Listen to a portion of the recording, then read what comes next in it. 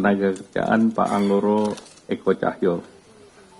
Bapak Ibu yang kami hormati, atas arahan Bapak Presiden, maka pada pagi hari ini kita sampaikan paket kebijakan ekonomi untuk kesejahteraan yang nanti juga akan disampaikan oleh masing-masing menteri. Nah, sebagai background, hingga akhir tahun ini pertumbuhan ekonomi masih terjaga rata-rata 5%, secara kumulatif sampai dengan Q3 itu 5,03, dan inflasi tetap terjaga di bulan November di 1,5%, 1,55. Konsumsi rumah tangga ini menyumbang lebih dari 50% ekonomi Indonesia dan tumbuh kuat, dan diharapkan tumbuh di atas 5%. Daya beli masyarakat masih relatif kuat. Kita lihat di keyakinan konsumen, ini bulan November masih 125,9. Naik signifikan, dan tentunya juga kita lihat sejalan dengan data yang kita dapat dari Nielsen, menunjukkan bahwa masyarakat masih kuat untuk berbelanja dengan consumer spending tumbuh 1,7%, dengan consumer spendingnya 250 triliun. FMCG, fast moving consumer good, itu 1,1% tumbuhnya. Yang satu lagi yang tekno, konsumen, yang barang-barang digital termasuk HP, komputer, dan digital sebesar 4,3%.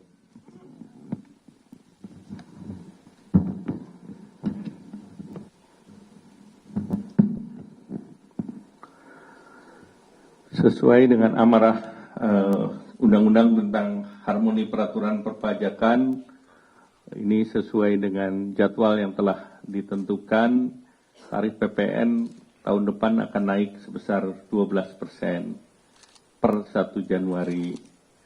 Namun, barang-barang yang dibutuhkan oleh masyarakat, ini PPN-nya diberikan fasilitas atau 0%. Jadi, barang yang seperti kebutuhan pokok, beras, daging, ikan, telur, sayur, susu, gula konsumsi, jasa pendidikan, kesehatan, angkutan umum, tenaga kerja, jasa keuangan, jasa asuransi, vaksin polio, rumah sangat, dan pemakaian air, seluruhnya bebas PPN. Jadi nanti ada yang kita berikan fasilitas, yaitu untuk barang-barang tertentu.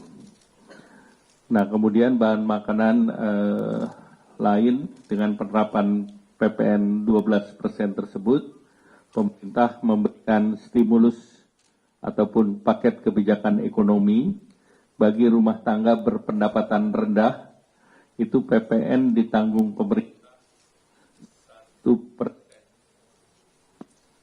1% untuk barang kebutuhan pokok dan penting, yaitu minyak kita, dulunya minyak curah, itu diberikan 1%, jadi tidak naik ke 12%, kemudian tepung terigu dan gula industri. Jadi masing-masing tetap di 11%. Yang 1% ditanggung pemerintah.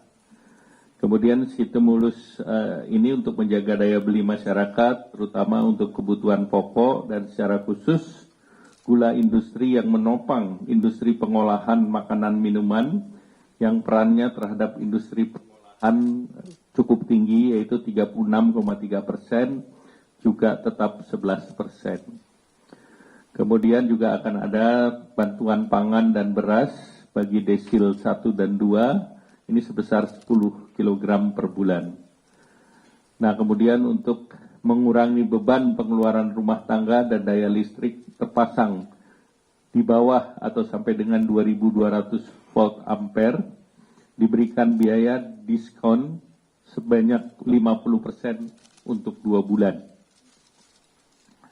Nah, bagi kelas menengah, itu pemerintah melanjutkan kembali PPN ditanggung pemerintah untuk properti sampai dengan 5 miliar dengan dasar pengenaan pajak 2 miliar. Jadi 2 miliar ditanggung pemerintah, sisanya yang sampai dengan 5 miliar 2 sampai 3 miliar, yang 3 miliarnya bayar.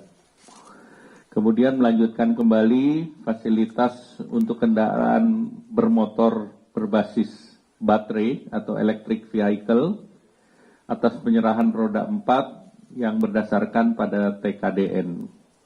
Dan masih dilanjutkan PPN BM ditanggung pemerintah untuk kendaraan baterai atau EV atas import EV roda tertentu secara utuh atau CBU dan roda 4 tertentu yang CKD atau completely knockdown. Nah, sesuai dengan program yang sudah berjalan, ini juga ada pembebasan bea masuk EV CBU masih diberikan. Kemudian terkait dengan yang terbaru adalah PPN BM-DTP untuk kendaraan bermotor hybrid. Nah, ini PPN diskon ataupun memberikan ditanggung pemerintah sebesar 3%.